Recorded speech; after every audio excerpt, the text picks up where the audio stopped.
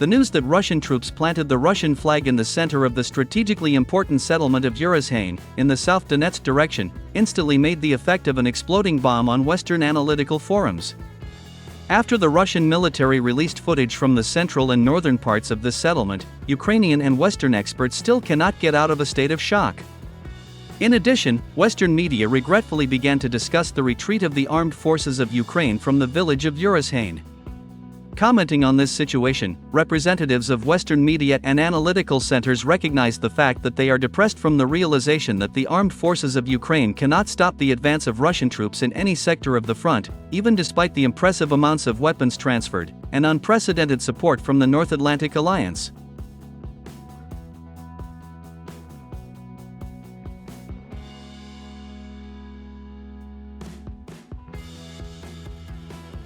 My friends, the frustration and disappointment of Western experts and analysts about the retreat of the armed forces of Ukraine from UROZHAINE can be understood. The fact is that this village is located on the so-called Vremyevsky Ledge, which was cut off by the armed forces of Ukraine during the summer counteroffensive in 2023. And that's what became the main achievement of the Ukrainian army during its counteroffensive last summer. However, now, after the Russian army took control of such settlements as Rabotino, Staromaersk, and now UROZHAINE, all the achievements of the armed forces of Ukraine were totally nullified. By the way, German and American newspapers were the first in the West to declare that with the loss of the UROZHAINE, all last year's achievements of the armed forces of Ukraine were completely nullified in almost all sections of the combat contact line.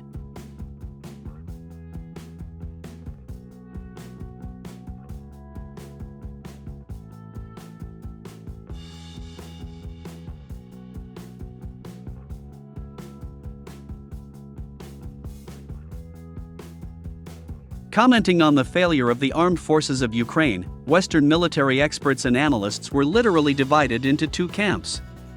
Some claim that the Ukrainian army is being defeated on the battlefield because the West, led by the United States, has been delaying the approval of a new package of military assistance to Ukraine for too long, and also still does not allow the armed forces of Ukraine to strike deep into Russian territory with the help of Western long-range missiles. However, among Western experts and analysts there are those who explicitly state that the Ukrainian army was initially doomed to defeat in the confrontation with Russian troops. According to them, even if the West transfers all its weapons to Kiev, including combat aircraft, the Ukrainian army will still lose this conflict.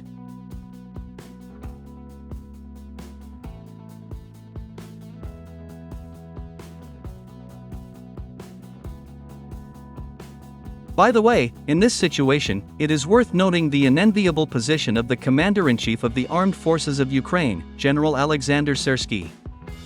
After he led the Ukrainian army, Russian troops not only fully nullified all the achievements of the armed forces of Ukraine, but also made significant progress in all directions of the front, including the northern part of the Kharkiv region.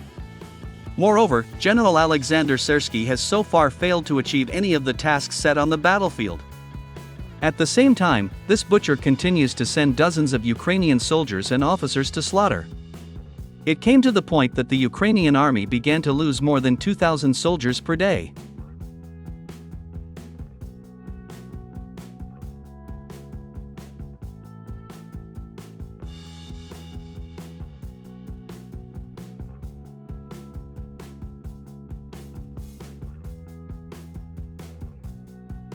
By the way, July 13th was also no exception.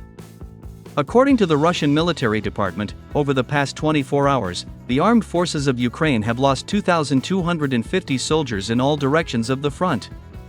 The fact that the armed forces of Ukraine continue to resist without taking into account heavy losses in manpower was also told by the co-chairman of the Coordinating Council for the Integration of New Regions, Vladimir Rogov.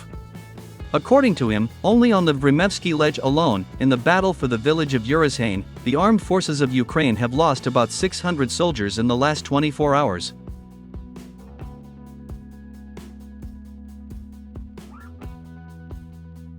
At the same time, Western experts note that the really disappointing thing is that Russian troops captured UROZHAINE with almost no loss of manpower, while the Ukrainian army lost 8,000 soldiers during the capture of this village last year.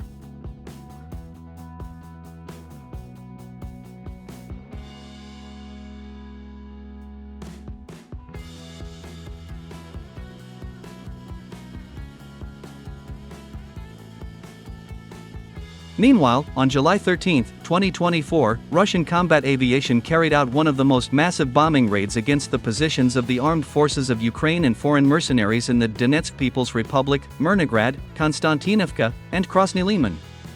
At the same time, the Russian military department notes that this bomb attack turned out to be so effective that the Ukrainian General Staff still diligently hides from the public the true losses of the Ukrainian Army.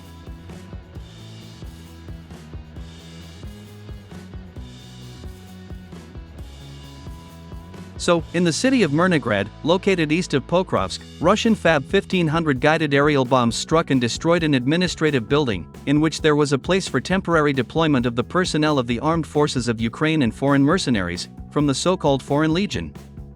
According to preliminary data, about 70 Ukrainian and foreign militants were killed as a result of this bomb attack.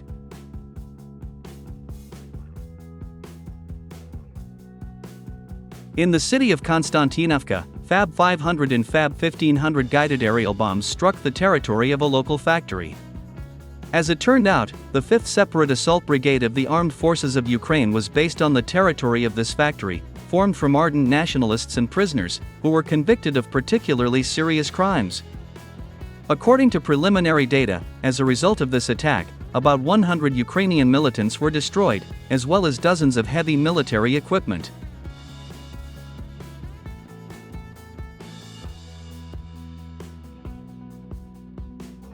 Most of the bomb attacks were carried out by Russian combat aviation on facilities in Krasny-Liman.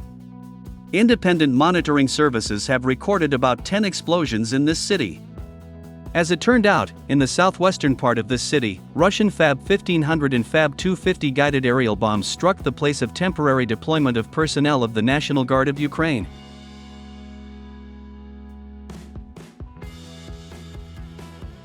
In the western part of the city of Krasny-Liman, Russian FAB-3000 guided aerial bombs struck and destroyed a parking lot with heavy military equipment, as well as a local cafe, where Ukrainian and foreign military were having dinner at the time of the bomb attack.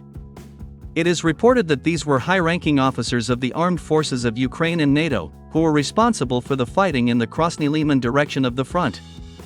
According to preliminary data, as a result of this attack, 5 tanks, 7 infantry fighting vehicles, 2 self-propelled guns, as well as 20 Ukrainian and NATO officers were destroyed.